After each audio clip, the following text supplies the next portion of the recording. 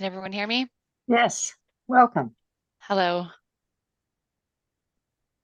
So I'd like to start off by saying thank you for the opportunity to speak with your group today. It's my understanding that the Seniors Advisory Committee wanted a little bit more information about emergency management and what the role with the municipality is in terms of an emergency and what our response would look like.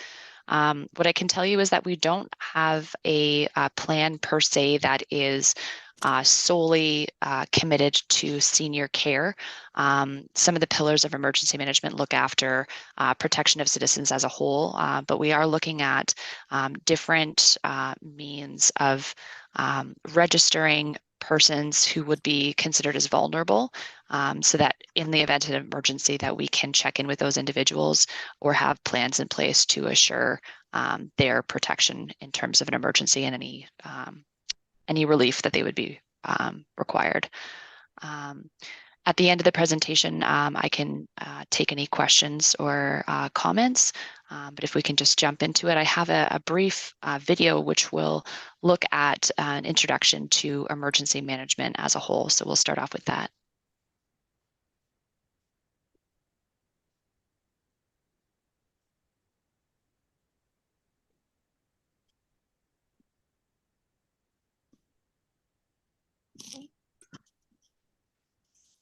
I apologize. I'm just having a little bit of difficulty with the video. There's a little camera icon at the very bottom of that first slide.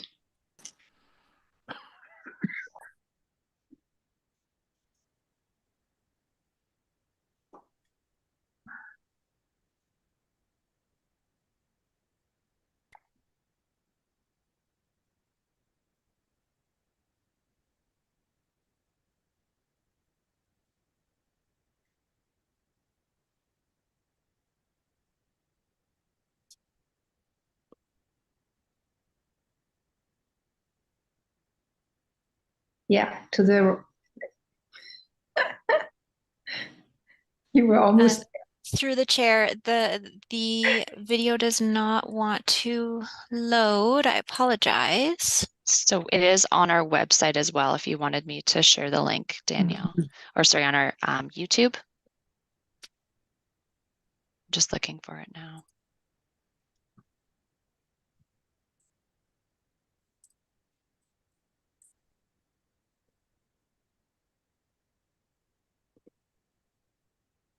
Just bear with me one moment as I try to get this up and going for the committee.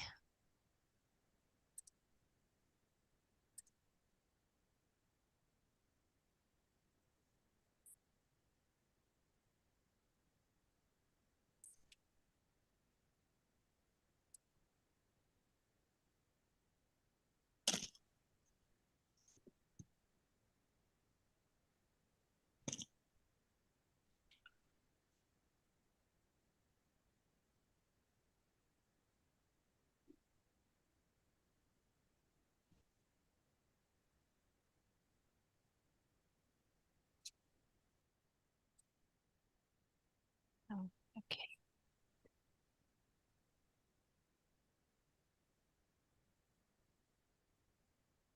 I may have been able to get it now. I do apologize for the inconvenience. Let me just see here.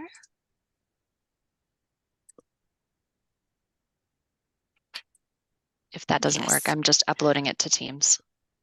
Thanks so much. Sorry about that. That's okay. Let me just try to screen share again.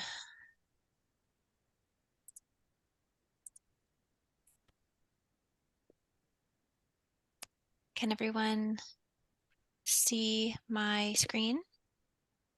Yeah, we can see it. yes. Oh, you know what? One more thing.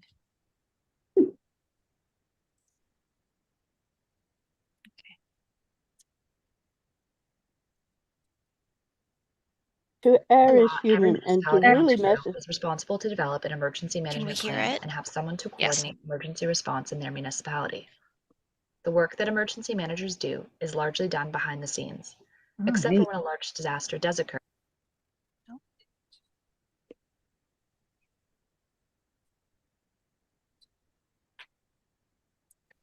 and the emergency manager becomes front. I apologize. I'm having a little bit of technical difficulties. And center. Greyhound's emergency management team works to prepare our community for emergency events by providing coordination among all the agencies that provide services to our community. By facilitating this coordination and capturing it in written plans, we establish a common process for responding to large-scale incidents in Grey Highlands. Our goal is to protect life, property, and to preserve essential services. Emergency management encompasses 4 areas: mitigation, preparedness, response, and recovery. Mitigation involves taking known hazards and their expected impact and working to minimize the effects on our community. If we can't mitigate a hazard, we prepare for it. Emergency managers spend most of their time conducting preparedness activities which work to train staff and the public how to best respond. Regardless of all our planning, a large-scale emergency may occur. When this happens, Grey Highlands responds using our emergency management plan and training from preparedness activities. After the incident is over, we shift to recovery mode. This is where emergency managers try to achieve normalcy for the community and those affected by the incident. We also repair damage caused by the emergency event. Emergencies can be viewed on a spectrum. Small-scale emergencies occur every day.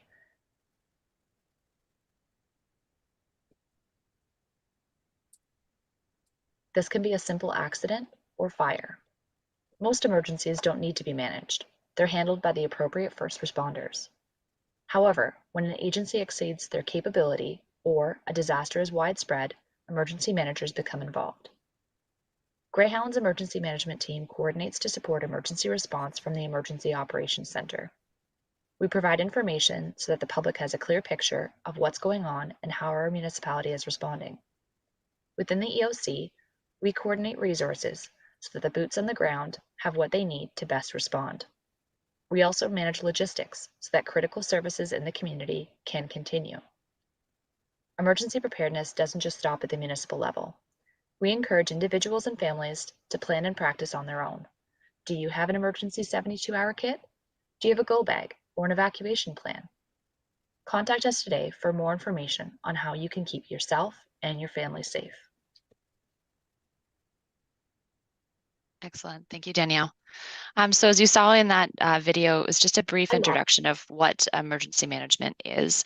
What I'll go over now is the levels of responsibility. So from the top down, starting at the federal level, we have the Public Safety Canada, and through that we also have the Minister of Emergency Preparedness. Next, at the provincial level, we have Emergency Management Ontario, which is largely who I deal with as the CEMC. I'm the liaison between the municipal level and the provincial level.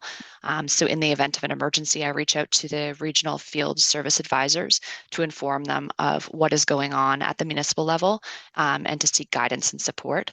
And the regional field services and Emergency Management Ontario operates out of the Provincial Emergency Operations Center, which is also referred to as the PEOC. At the municipal level, we handle emergency services and we coordinate incident response in terms of logistics and support of the incident scene. So we're not so much guiding the incident response as so much as supporting it from another location. So in the event that it's a large fire that exceeds the capacity or resources of our local fire department, we would be reaching out to the scene to say, what does that incident require from a support capacity? So we would be ordering extra barricades, maybe providing additional services to that scene, to coordinate and to mitigate any further response that they need. On the next slide here, you'll also see the individual level. So personal preparedness, as it says in the video, starts with the individual. We expect, and Emergency Management Ontario expects individuals to be self-sufficient for the first 72 hours of an emergency. So a large-scale incident involving a tornado, a flood, that sort of thing. We encourage individuals to be self-sufficient or as self-sufficient as possible. 3 days really provides the individuals with what they would need to support themselves as the municipal response really starts to get geared up. So a lot of that can be achieved with having an emergency preparedness kit, having enough food and water for at least 72 hours to sustain yourself. and also having a go bag. So we'll get into those a little bit later in the presentation, but that's at a very high level of what the individual level requires. So here I have a link to the public document. So every municipality in Ontario through the Emergency Management and Civil Protection Act is required to have an emergency response plan. And that plan is required to detail declaration and termination protocol for an emergency. It also outlines notification of when an emergency occurs, who is notified, and the structure of the emergency control group, as well as how the municipality would deal with requests for assistance, emergency information, what information is going out to the public and what means is it going through, as well as how to deal with volunteers, volunteer registries, as well as a recovery plan. And as I mentioned, the full document is a public document. However, the appendices and some of the confidential information are not public, but the plan itself is a public document. So in the event of an emergency, the CEMC, which is myself, would notify the CAO and the mayor. And then those individuals make the decision to activate our Emergency Operations Center. Our Emergency Operations Center can be a physical center where we meet and locate to determine emergency response, but also it could be virtual, as we saw throughout COVID. We met virtually, sometimes even daily. And it all depends, the business cycles depend on the nature of the emergency and the frequency that we have to meet. The mayor then, or the designate of the mayor, has the authority to declare the emergency. And then as the CEMC, I register that with the province and speak with our Emergency Management Ontario field officer. We then begin the process of determining what type of additional support is required at the municipal level.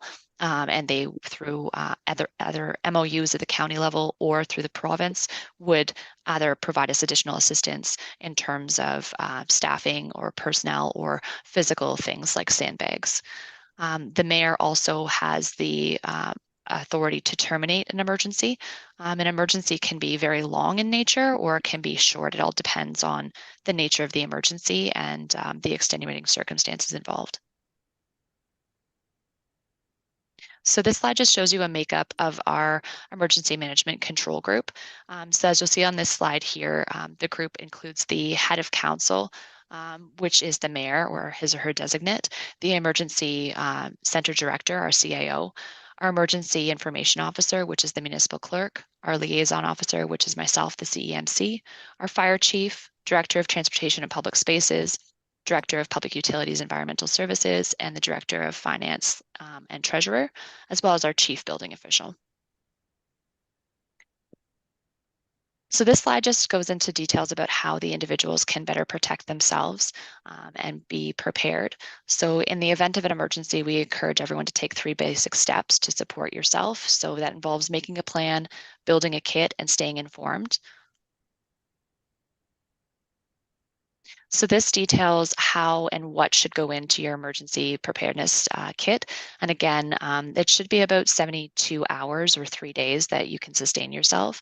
So that would include enough food and water for the 72 hours and some additional things to assist yourself with that. So that can include a can opener, medications, a flashlight, extra batteries.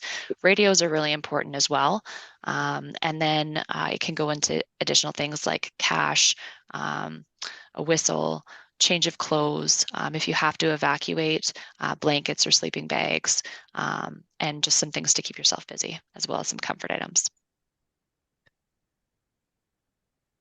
And then some other important documents to have with you in a safe place, either ready to go or included in your go bag, would be important documents. So those could include copies of your birth certificate, passports, licenses, wills, insurance, health card number, and social insurance number. And these are also all recommendations from Emergency Management Ontario as well. This slide just details the communications plan. So in the event of emergency, we may see that calls may exceed what the local capabilities are. In severe windstorms or winter storms, we may have cell towers that go down.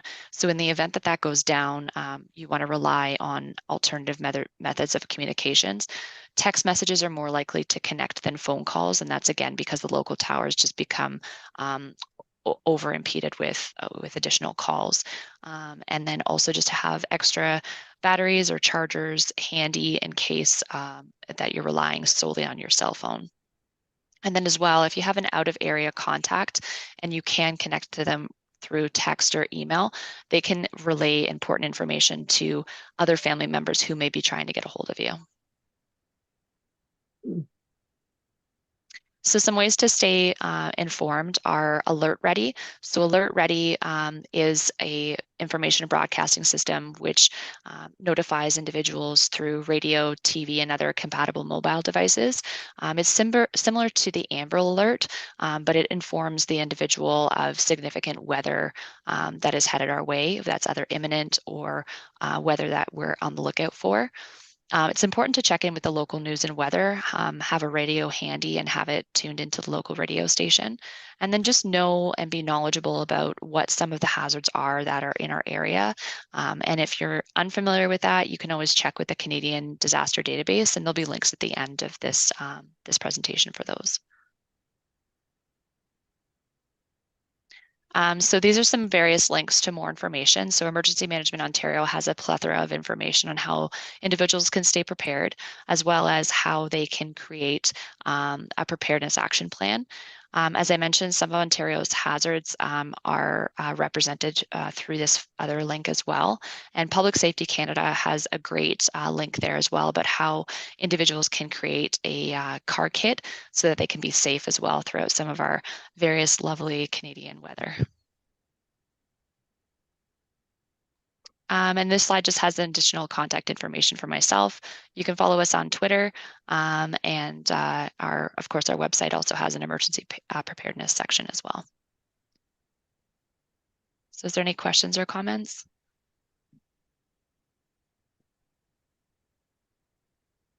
Yes, Chair Kerr. Thank you. Thank you very much for the presentation. And I had read your slides as well, so that's excellent. It's a lot of information. Could you comment on what, given the topography of the Grey Highlands and the number of elderly people there are, like what would be your greatest worry that could happen? What would be something that you would anticipate could actually happen in the Grey Highlands? That's a great question. So part of our emergency management plan is that we are required to complete a HIRA. And what the HIRA is a hazard identification risk assessment. And through that risk assessment, we basically look at what our greatest hazards are or known risks, and then what the incidental outcome of that would be. And then also what type of critical infrastructure would be impacted in the event that that event happened. So some of the things that we know that are imminent to occur are things like winter storms. So that includes like snow and ice, road closures. Also, we've experienced tornadoes in the past. So that's very high on our hazard index as well. Things like localized flooding we have experienced, but not to a large degree. And again, that's thanks to our topography. We have, various elevations which assist us. We're not a very low-lying municipality. And we're also at the headworks of a lot of waterways. So that assists us because we're not in the receiving end of large amounts of water. Basically that would be our top three that we would anticipate, as well as heat events. Some of the other things that are other non-natural emergencies would be like terrorism. Cyber attacks are on the rise throughout the province. So that's something that we train for. And annually, I forgot to mention, but our emergency management control group meets to practice and plan every year, either through a tabletop exercise or a functional exercise. So one of the events is selected from our HIRA, and then we train based off of that event and how we would respond. Thank you. You're welcome. Can I ask a question? Yeah, Lynn. Thank you. Jessica, both Stuart and I were on council during two of our emergencies. We had the tornado emergency, and we had the Chapman's fire, and that was deemed an emergency because of the nearness to other buildings and the draining of the wells, etc. What some of our members may not know is if it's declared emergency and deemed an emergency by the province, we get assistance financially as well. But this system of the emergency committee I would sit in with on them really works very, very well. And I have to say this not because I know Jessica, but it all belonged to her ability to lead, guide, and inform. And that we got a gem in her in this position, and she's not allowed to retire ever. But thank you, Jessica. And could you have that presentation sent to us with the minutes so that we have it on our own computers to refer to? Yes, through Lynn, I have provided that to Danielle, so I believe it will be included with the minutes. I have to comment though, I can't take credit for the response for either of those emergencies. That was pre my time with Grey Highlands, but yes, but since then, we've been very fortunate to have a great team, and I rely on them a lot. Yeah. And but it worked well before your time, but any of the practices we did, etc., there was smooth. Good. Thank you. Thank you, Madam Chair. Thank you. Yes, Jessica, actually your reputation is already well known also in other communities. And I heard about you already 2 or 3 weeks ago, fire chief of Blue Mountain. So I know you're a great lady and taking great care of our community. Because my background is also German, and in the past there were a lot of emergencies in Germany that were related to water. And when I heard from you how you're responding, how you are alerting people, this is not very common in other jurisdictions globally, that we get notifications through a cell phone. That is wonderful. Also, if you think about the Nova Scotia shooting, it was just released on Twitter, and who is on Twitter? Yeah. I mean, I actually got out of it. So I think that is wonderful that you are doing that. And at the beginning of your presentation, you talked about that if there is something that is on your radar that will impact our community, you would notify the community. And you mentioned their radio and TV. What particular radio stations are you communicating here through, or are you using CBC? That's a great question. So through the PIOC, I can request for an emergency alert to be broadcast to a specific geographic area. Now, there is a delay in that, but if it's something that Environment Canada already has on its radar, then they would alert just that geographic area without my request. For other things through Alert Ready, I can notify the PIOC, and I believe it's about a 2-hour window that there would be a delay. But similar to an Amber Alert, it's just an emergency broadcast that interrupts your normal station. So whatever radio station you're listening to, it would interrupt that regular station. And similar to your TV, whatever station you were watching on your TV, it would interrupt that. The only difference is that if you're using a streaming channel and you're not connected to a cable TV, it wouldn't alert you through your television. It only alerts you if you're on satellite or regular cable television, but it interrupts any normal usage of a cell phone as well. So it'll display that alert similar to an Amber Alert as well. Perfect. Thank you. Yeah. Thank you. I have another question, if I may, Madam Chair. Yes, please go ahead. Thank you. On the news this morning, and I'm sure you saw it, Jess, there was a fire in Toronto in one of the underground parking areas, and it was caused by electric bikes, and they couldn't get access, etc.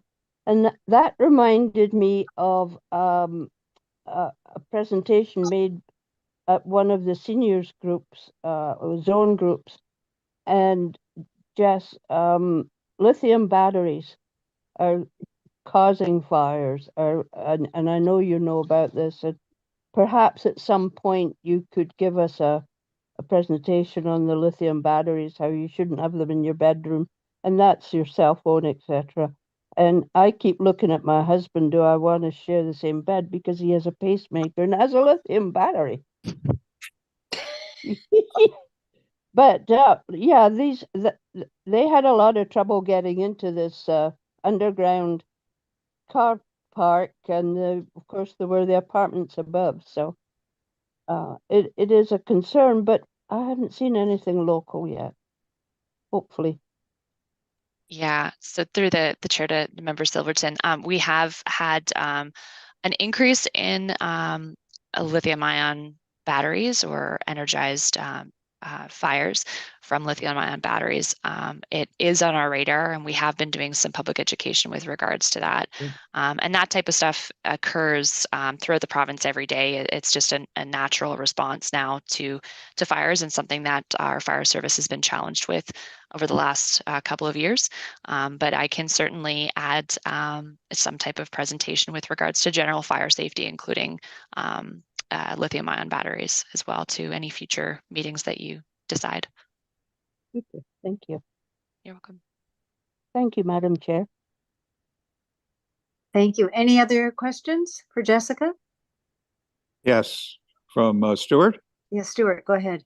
Yes, nice to see you again, Jessica, and a well done presentation.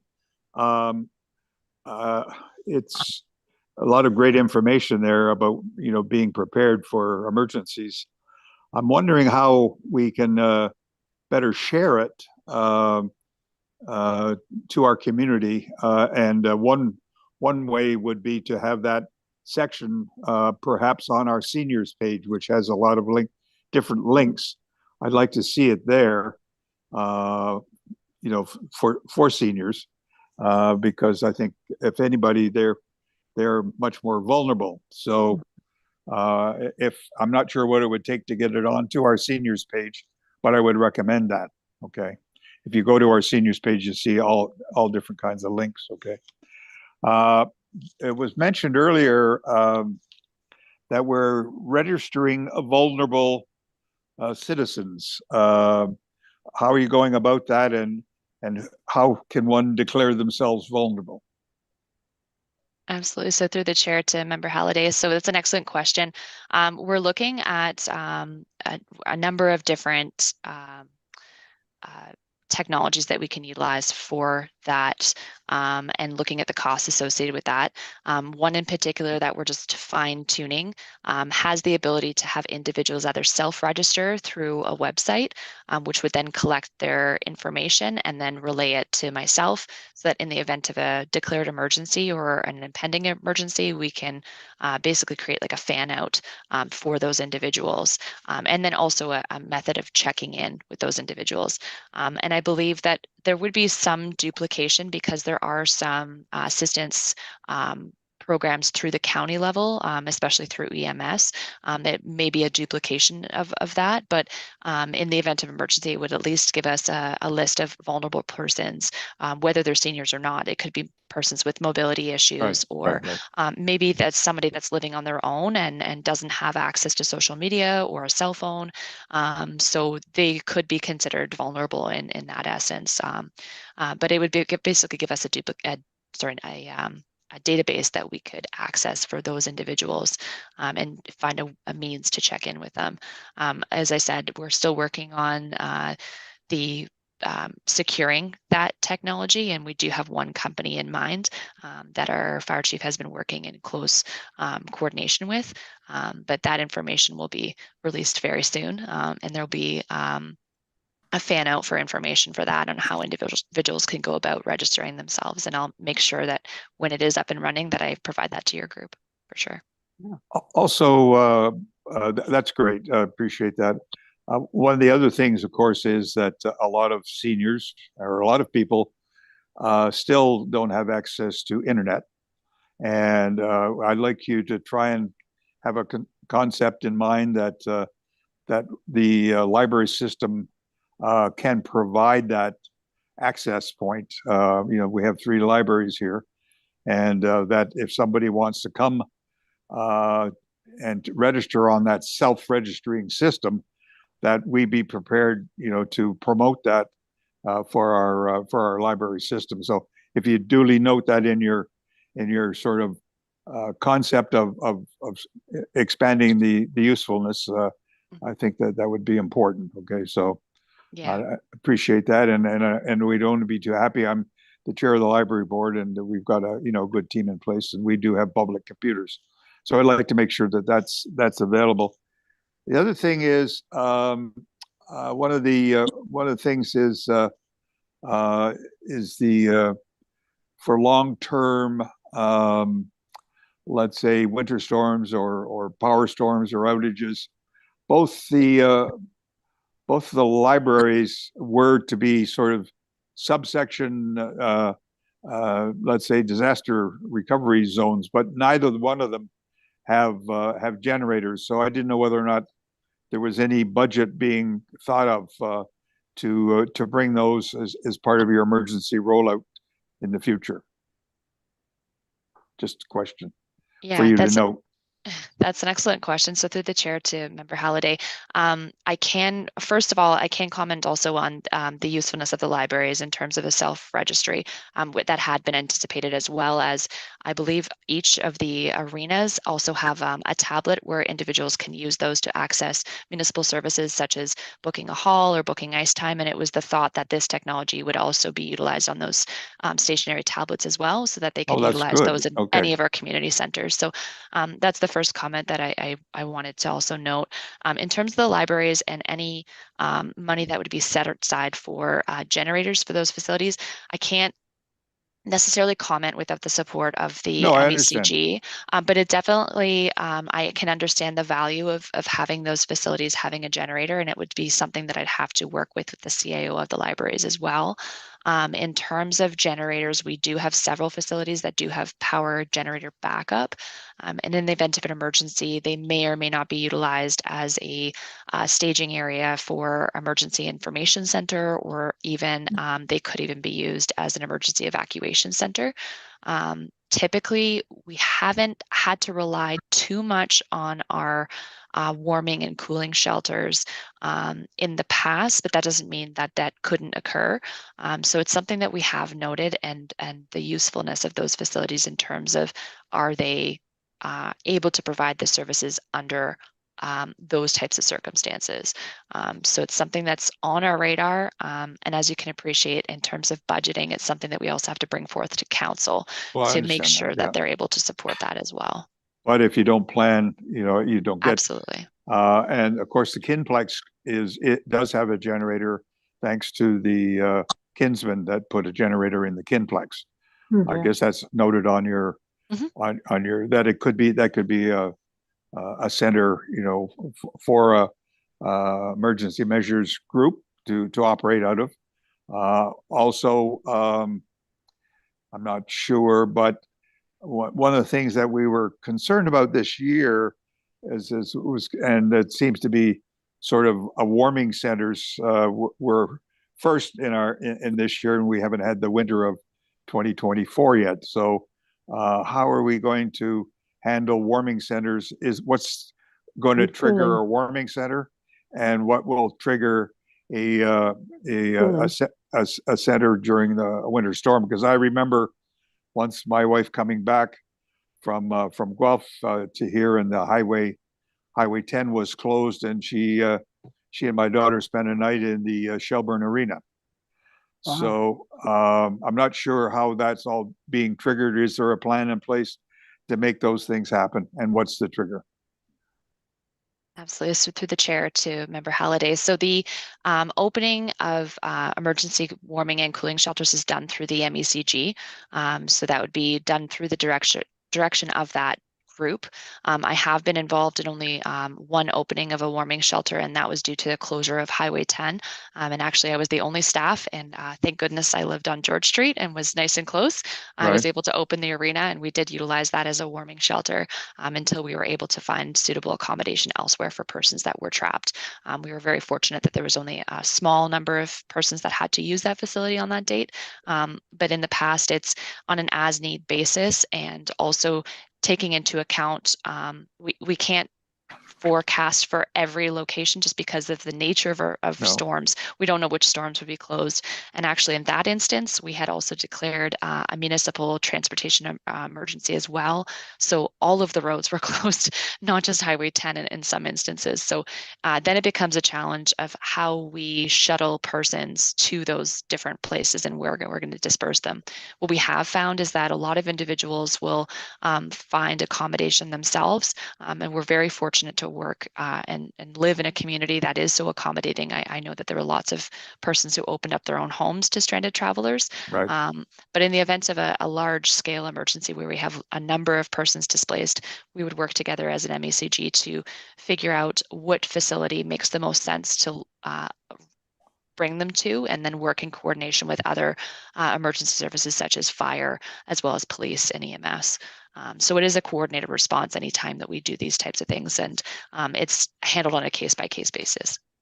So is there a team put in place, let's say in a winter storm, that you know that is kind of on the edge of maybe closing roads and things? Is there a standby team like you were, as you said, you were the only person that was at the arena? Is there sort of some sort of backup system that you can, or protocol that you can activate? Yeah, so through the chair to Member Halliday, it was a challenging situation because I mentioned all the roads were closed. Right. So I was the only staff local that was able to respond in that instance. And it is a case-by-case basis, like I mentioned. But in the event that we know that there is weather that is approaching, we work really closely with our county counterparts as well as with our transportation department to kind of foresee what will be impacted, which areas will be impacted, and then respond in accordance with that. Sometimes the storm is very localized, and it may only be a portion of our municipality that's impacted. And it can all depends on what the level of travelers are that day, right. How many persons would be impacted as well. So if you can think back to 2 winters ago on Christmas Eve, we got quite the dumping of snow. We were just fortunate that everyone kind of sheltered in place, and there wasn't a lot of travelers because it was the same situation where all of our roads were also closed. But we were fortunate that it was over Christmas, and everyone just kind of hunkered down and stayed put, and that's what we want in emergencies.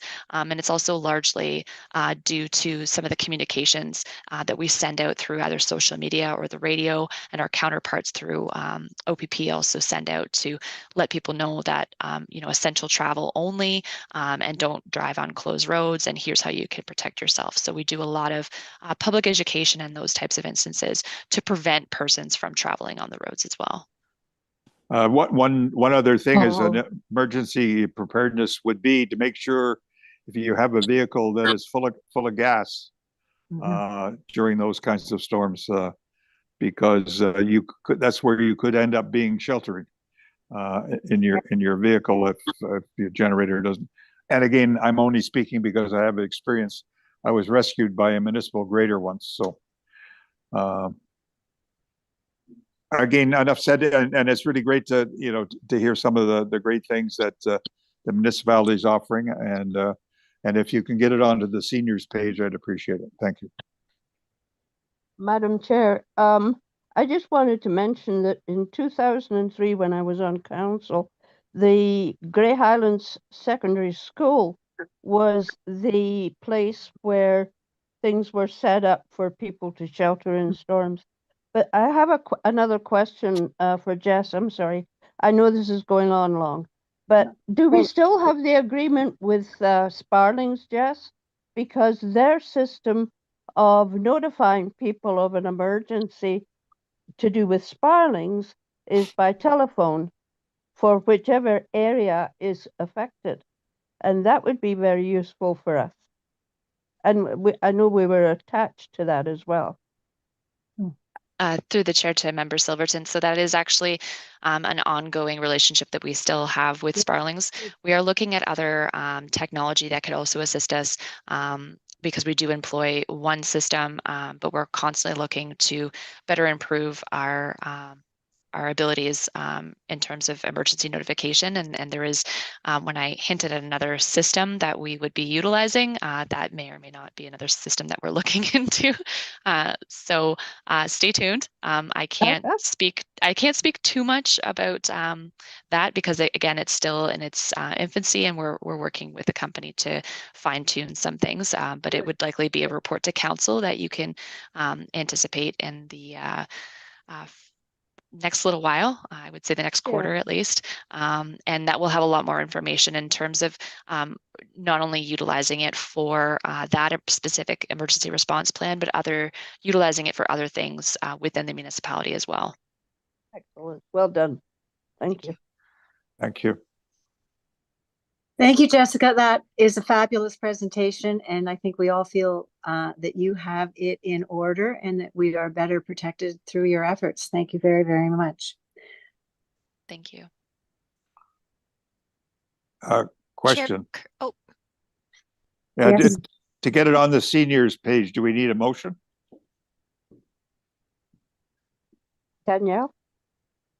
Chair Kerr, through you, yes, that would be my suggestion. That's actually why I turned my camera on. I do have, if the committee is wishing to move a motion at this point, I have drafted a recommendation that the Seniors Advisory Committee receive the presentation on emergency preparedness for seniors for information, and that the Seniors Advisory Committee recommend that Council direct staff to include a link to the Fire and Emergency Services section of the Grey Highlands website on the seniors page.